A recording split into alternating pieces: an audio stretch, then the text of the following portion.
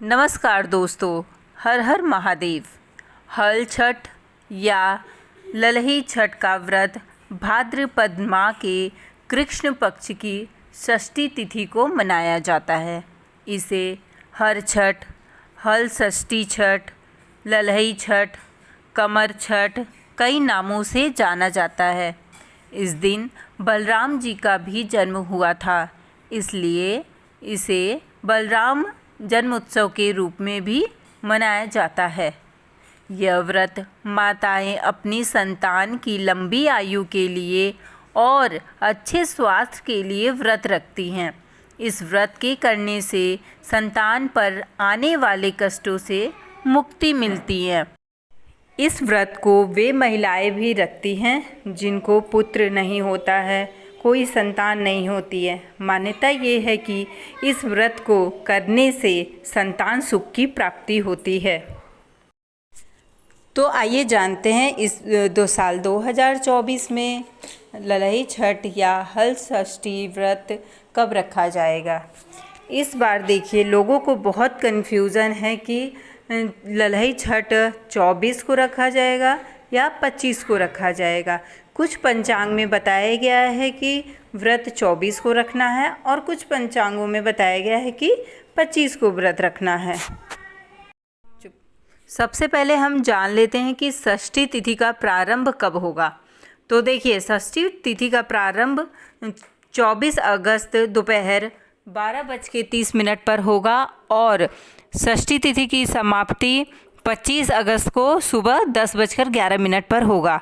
अगर आप उदया तिथि को ध्यान में रखते हैं तो 25 अगस्त को व्रत करना चाहिए, लेकिन कुछ लोग कहेंगे कि 24 अगस्त से भी षष्ठी तिथि प्रारंभ हो रही है, तो आप चाहें तो 24 अगस्त को भी व्रत कर सकते हैं। मेरा ये मानना है कि आप अपने क्षेत्र विशेष पे ध्यान दीजिए। आपके क्षेत्र में जो महिलाएं जिस दिन व्रत कर रही हों, 24 को कर रही हो तो आप 24 को करिए, 25 को कर रही हो तो 25 को करिए। लेकिन अगर उदया तिथि को ध्यान में रखेंगे तो मेरा मानना है कि 25 को हमें व्रत करना चाहिए। पूजा का शुभ मुहूर्त।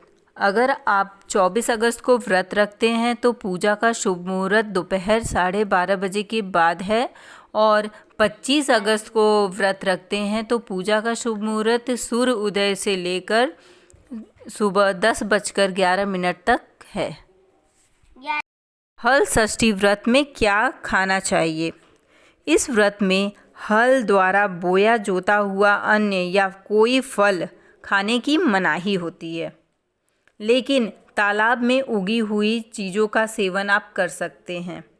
इस व्रत में गाय का दूध, गाय के दूध से बनी दही, यहाँ तक कि घी भी प्रयोग नहीं किया जाता है, लेकिन भैंस का दूध, दही आप सेवन कर सकते हैं।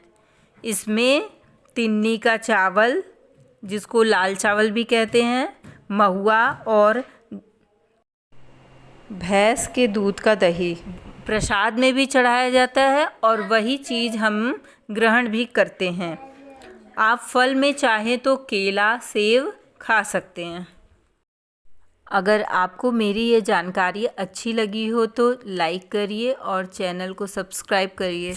धन्यवाद।